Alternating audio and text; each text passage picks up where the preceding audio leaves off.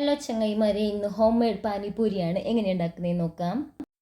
ആദ്യം നമുക്ക് പാനിപ്പൂരിയുടെ ഫില്ലിംഗ് റെഡിയാക്കി എടുക്കാം. അതിന് വേണ്ടിയിട്ട് ഞാനിവിടെ 4 പൊട്ടാറ്റോസ് വേവിച്ചെടുത്തിട്ടുണ്ട്. അതിന് നന്നായി ഒന്ന് ഉടച്ചെടുക്കുക. ഉള്ളി ചെറുതായി അരിഞ്ഞത് ഇട്ട് കൊടുക്കുക. ഒരു പിടി മല്ലിയില ഇട്ട് കൊടുക്കുക.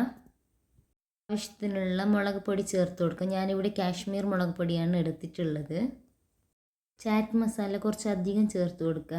ഞാനിവിടെ ഉപ്പ് പൊട്ടാറ്റോ വേവിക്കുമ്പോൾ ഇട്ടിട്ടുണ്ടായിരുന്നു. ചാറ്റ് മസാലയിൽ ഉപ്പുള്ളതുകൊണ്ട് ഉപ്പ് ആവശ്യമുണ്ടെങ്കിൽ മാത്രം ആഡ് ചെയ്ത് കൊടുത്താൽ മതി കേട്ടോ. എല്ലാം കൂടി നന്നായി ഒന്ന് മിക്സ് ചെയ്തെടുക്കുക. ഞാനിവിടെ കുറച്ച് വേവിച്ച പട്ടാണി ചേർത്ത് കൊടുക്കുന്നുണ്ട്. നിങ്ങളുടെ കയ്യിലുണ്ടെങ്കിൽ ഇട്ട് കൊടുത്താൽ മതി, അല്ലെങ്കിൽ വെളുത്ത കടലയും വേവിച്ച് ആഡ് ചെയ്യാവുന്നതാണ്. ഇവ രണ്ടും കയ്യിലില്ലെങ്കിൽ പ്രശ്നമില്ല കേട്ടോ. മസാല അടിപൊളിയായിട്ട് നമുക്ക് ഉണ്ടാക്കിയെടുക്കാൻ പറ്റും. പാനിപ്പൂരിക്ക് 2 പാനീസ് ഉണ്ടാക്കാനുണ്ട്. അതിന് വേണ്ടിയിട്ട് ഞാനിവിടെ ഒരു പിടി കറിപ്പുളി എടുത്തിട്ടുണ്ട്. ആവശ്യത്തിനുള്ള വെള്ളം ചേർത്ത് കൊടുക്കുക. നന്നായി ഒന്ന് കുതിരാൻ വേണ്ടി വെക്കുക. ഇനി നമ്മൾക്ക് പുതിനയുടെ വെള്ളം ഉണ്ടാക്കിയെടുക്കാം. അതിന് വേണ്ടിയിട്ട് ഞാനിവിടെ 5 രൂപയുടെ പുതിനയും 5 രൂപയുടെ മല്ലിയിലയും ഒരു പച്ചമുളകും കുറച്ച് വെള്ളം ചേർത്ത് നന്നായി ഒന്ന് ബ്ലെൻഡ് ചെയ്ത് അരപ്പയിലോട്ട് ഇട്ട് അരച്ചെടുക്കുന്നുണ്ട്. അതിലേക്ക് ആവശ്യത്തിനുള്ള ചാറ്റ് മസാല ചേർത്ത് കൊടുക്കുക. എന്നിട്ട് നമുക്ക് പാകത്തിന് ഉപ്പ് ചേർത്ത് കൊടുക്കുക.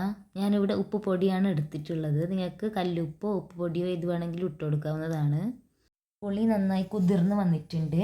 ഇനി നമുക്കതിന് അരപ്പയിലോട്ടിട്ട് അരച്ച് ഒരു പാനിലേക്ക് ഒഴിച്ചു കൊടുത്ത് ആവശ്യത്തിനുള്ള ശർക്കര പൗഡർ ചേർത്ത് കൊടുത്ത് നന്നായി ഒന്ന് തിളപ്പിച്ചെടുക്കുക. ഫ്ലെയിം ഓഫ് ചെയ്യുക. എന്നിട്ട് നമുക്ക് അരപ്പ് വെച്ച് ഒന്ന് അരച്ചെടുക്കാം. ആവശ്യത്തിനുള്ള ചാറ്റ് മസാല ചേർത്ത് കൊടുക്കുക. നന്നായി മിക്സ് ചെയ്ത് മാറ്റി വെക്കുക. പാനിപ്പൂരിയുടെ പൂരി നമ്മൾക്ക് സൂപ്പർ മാർക്കറ്റിൽ നിന്നൊക്കെ വാങ്ങിക്കാൻ കിട്ടും. എണ്ണ നന്നായി ചൂടായി വരുമ്പോൾ നമ്മൾക്ക് പൂരീസ് കുറച്ചായി ഇട്ട് കൊടുക്കുക. നല്ല ബോൾസ് പോലെ പൊങ്ങി വരും. എല്ലാ പൂരീസും ഇതുപോലെ ഫ്രൈ ചെയ്തെടുത്തിട്ടുണ്ട്. ഇനി ഒരു പൂരി എടുക്കുക. എന്നിട്ട് ചെറിയ ഹോൾസ് ഉണ്ടാക്കുക. പൊട്ടാറ്റോയുടെ ബാജി വെച്ച് കൊടുക്കുക. ജാഗരിയുടെ വെള്ളം ചേർത്ത് കൊടുക്കുക. ആവശ്യത്തിലുള്ള മിക്സർ ചേർത്ത് കൊടുക്കുക. എന്നിട്ട് ലാസ്റ്റ് പുതിനയുടെ വാട്ടറിലോട്ട് മുക്കി കഴിക്കാവുന്നതാണ്. നല്ല ടേസ്റ്റ് കേട്ടോ.